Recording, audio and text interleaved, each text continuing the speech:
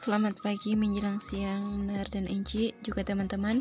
Pertama-tama patutlah kita menaikkan puji dan syukur kehadirat Tuhan Yang Maha Esa, karena berkat dan kemurahannya kita masih boleh dipertemukan meskipun hanya melalui daring atau online.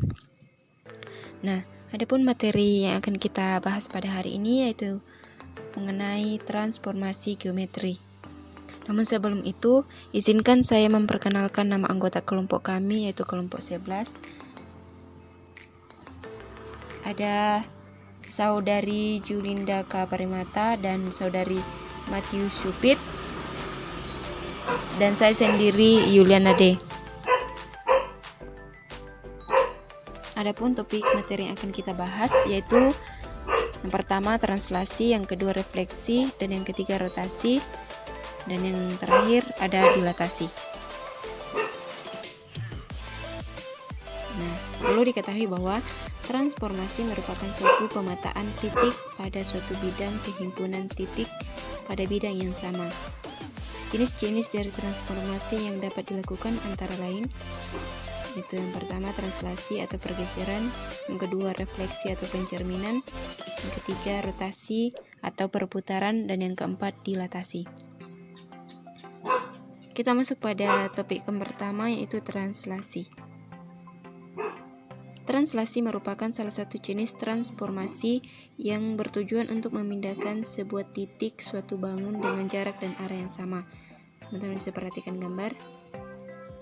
gambarnya tetap sama, namun arahnya yang berbeda. Translasi pada bidang kartesius dapat dilukis jika kamu mengetahui arah dan seberapa jauh gambar bergerak secara mendatar dan atau vertikal.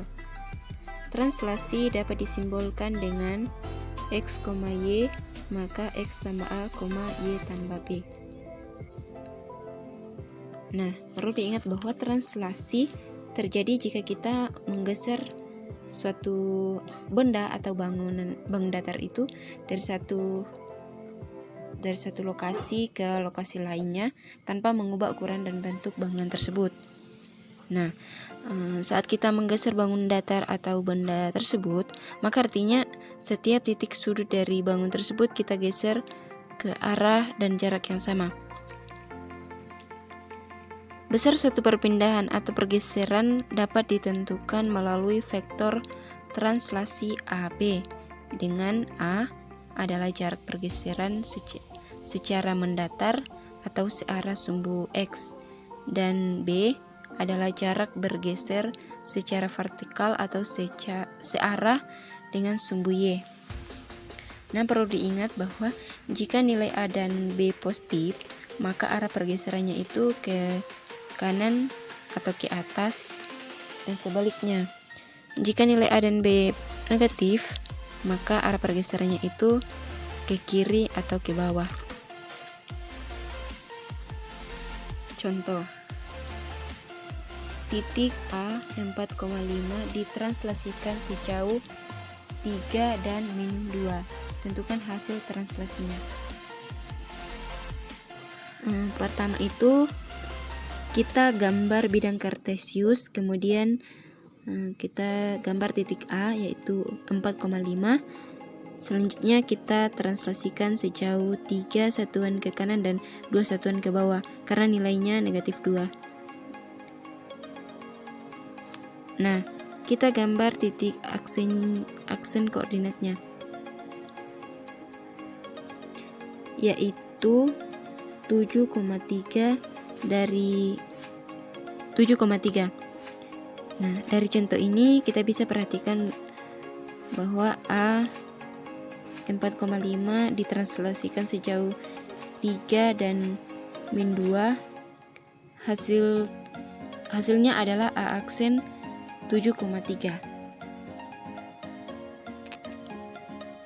Sehingga kita dapat simpulkan bahwa jika ada suatu titik X, Y ditranslasikan sejauh AB, maka hasil translasinya itu adalah titik X tambah A, Y tambah B. Nah, kemudian kita masuk pada contoh yang kedua. Gambar Perhatikan gambar di atas menunjukkan segitiga ABC yang ditranslasikan 4 satuan ke kanan dan 3 satuan ke bawah. Hal ini dapat dinyatakan sebagai X, Y, maka X tambah 4, Y kurang 3. Koordinat bayangan hasil translasinya itu sebagai berikut. Titik A, min 3,1 ditranslasikan sejauh 4 dan min 3, sehingga titik aksen koordinatnya itu A aksen 1, min 2. Terus dari titik B, min 1,4 ditranslasikan sejauh 4 dan min 3, maka titik aksen koordinatnya itu B aksen 3,1. Dan yang untuk titik C, min 2, min 1 ditranslasikan sejauh 4 dan min 3, maka titik aksen koordinatnya itu C aksennya itu sama dengan 2, min 4. Nah, kita masuk pada materi yang kedua, yaitu refleksi yang akan dibawakan Saudari Julinda Kaparimata. Persilakan. Kita masuk materi yang kedua, yaitu refleksi.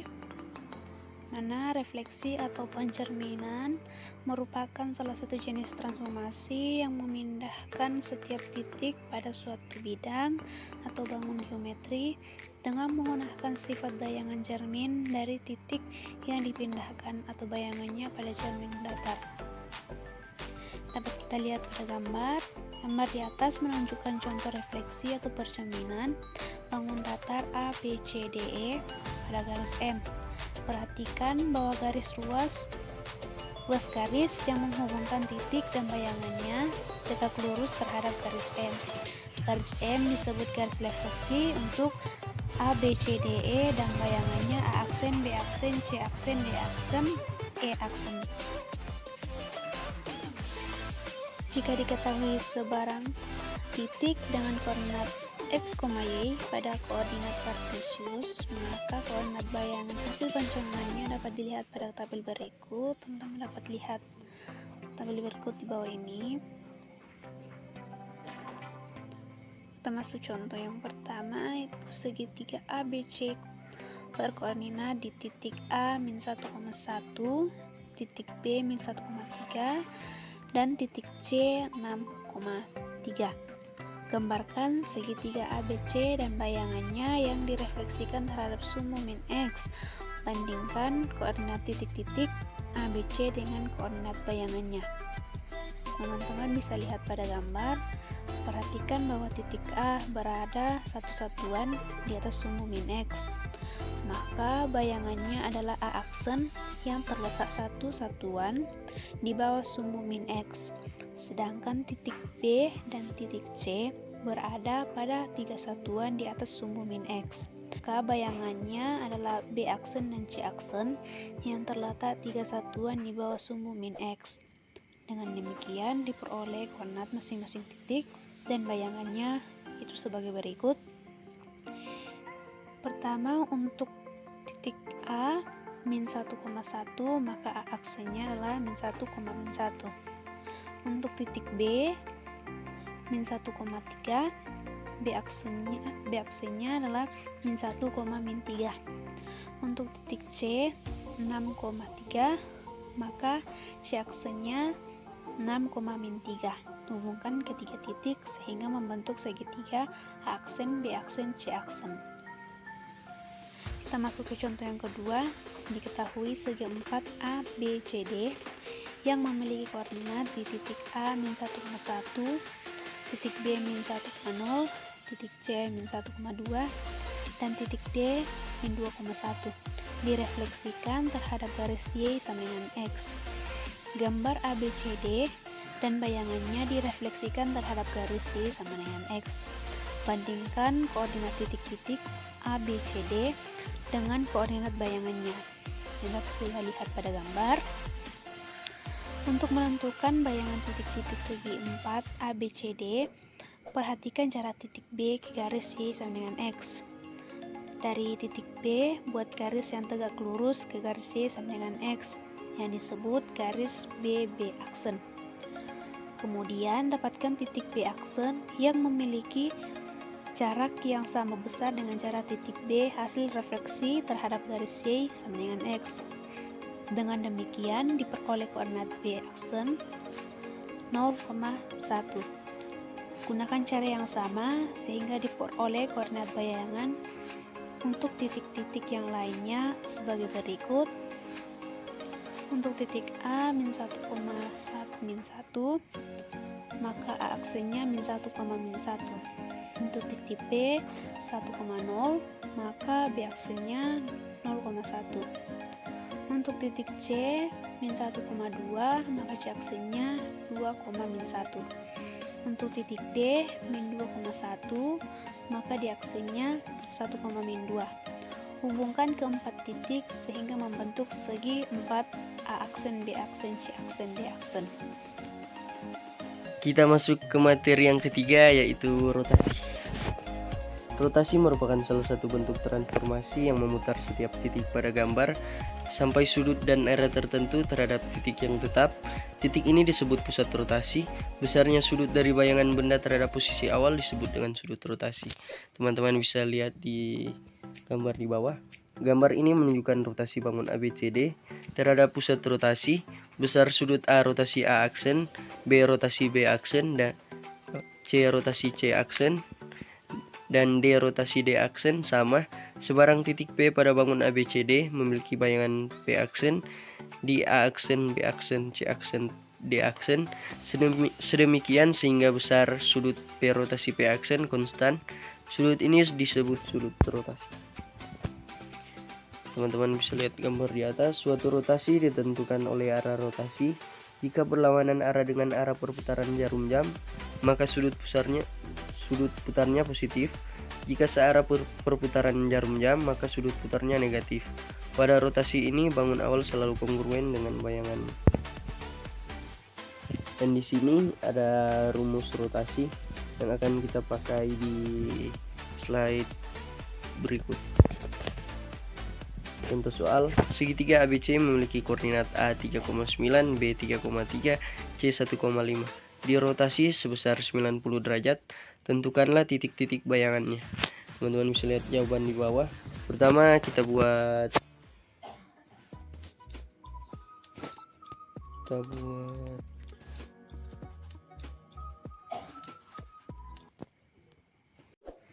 Kita masuk materi yang keempat, yaitu dilatasi, di mana dilatasi atau perkalian adalah transformasi geometri yang mengubah ukuran suatu objek dengan faktor skala tertentu terhadap suatu titik acuan. Nah, faktor skala menentukan apakah suatu dilatasi merupakan pembesaran atau pengecilan. Secara umum, dilatasi dari suatu koordinat x, y dengan faktor skala k akan menghasilkan koordinat x, y. Dengan faktor skala k akan menghasilkan koordinat kx, ky. Atau dapat ditulis x, y, maka kx, ky.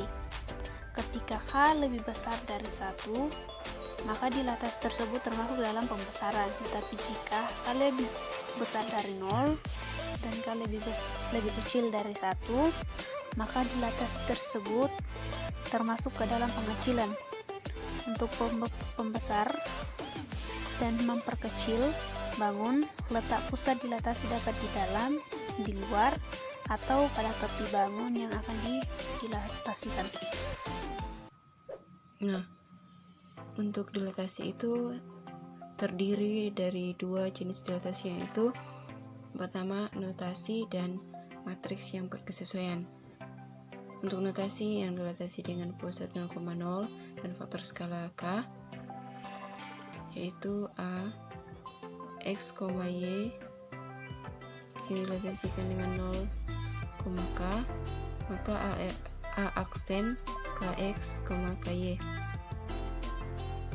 Dan untuk latasi dengan pusat P, A, B dan faktor skala K, yaitu A X, Y dengan yang dilatasikan dengan P, K, maka A aksen X, Y dengan X sama dengan K, X kurang A tambah A, dan Y sama dengan K, Y kurang A tambah B. Nah, untuk matriks yang berkesesuaian bisa diperhatikan lebih jelasnya di tabel. Nah, sebagaimana yang telah dijelaskan saudari Julinda di atas, yaitu dilatasi atau perkalian dalam transformasi geometri ini adalah proses mengubah ukuran suatu bangun dengan faktor skala tertentu. Nah, teman-teman bisa perhatikan gambar yang pertama, di mana perlu diketahui bahwa suatu bangun bisa mengalami pembesaran atau pengecilan ukuran. Nah, untuk melakukan dilatasi itu perlu ada namanya faktor skala, yaitu ukuran pembesaran atau pengecilan dari bangun aslinya. Nah, kita masuk pada contoh. Dilatasi pada segitiga dengan pusat dilatasi di titik asal. Diketahui segitiga ABC dengan titik sudut masing-masing A 1,3, B 2,3 dan C 2,1. Nah, bisa teman-teman perhatikan gambar yang di samping. Gambar segitiga ABC dan bayangannya setelah dilatasi dengan faktor skala 3 dengan pusat dilatasi titik awal. Sehingga kita bisa mengambil jawaban mana titik sudut ABC. Untuk titik A 1,3. Nah, di sini cara penyelesaiannya itu dimana setiap sumbu dikali 3, karena tadi kan sudah di soal itu ada namanya dilatasi dengan faktor skala 3 dengan pusat dilatasi titik awal. Jadi di sini kita jadi setiap sumbu X dan Y itu dikali 3 sehingga titik sudut dari sudut A 3,9. Nah, dan seterusnya. Nah, kita masuk pada contoh yang kedua. Diketahui segi 4 W, X, Y, Z dengan titik sudut masing-masing W min 4,6, X min 4,8, Y 4,8 dan Z, maaf di sini salah tulis, Y sama dengan 4,8. Saya ulang, untuk Y sama dengan 4,8, ini salah tulis, seterusnya ini 4,8 dalam kurung, cuma ini ada salah teknik sedikit. Nah, dan Z 4,6. Gambar segi 4 W, X, Y, Z dan bayangannya setelah dilatasi dengan faktor skala 0,5 dengan pusat dilatasi titik awal. Nah, untuk jawaban ini sama halnya cara pekerjaan dari contoh yang pertama, yaitu segitiga ABC. Nah, untuk titik sudut W, X, Y, Z, di mana W min 4,6 kita kalikan dengan faktor skala 0,5. Jadi setiap sumbu X dan Y itu kita kali 0,5 sehingga hasilnya min 2, min 3. Untuk titik Z min 4,8 menghasilkan titik sudut min 2,4 dan untuk titik sudut Y 4,8 hasilkan titik sudut 2,4. Dan untuk titik sudut Z 4,-6 menghasilkan titik sudut 2,-3.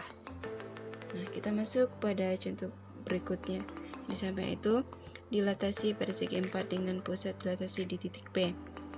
Persegi panjang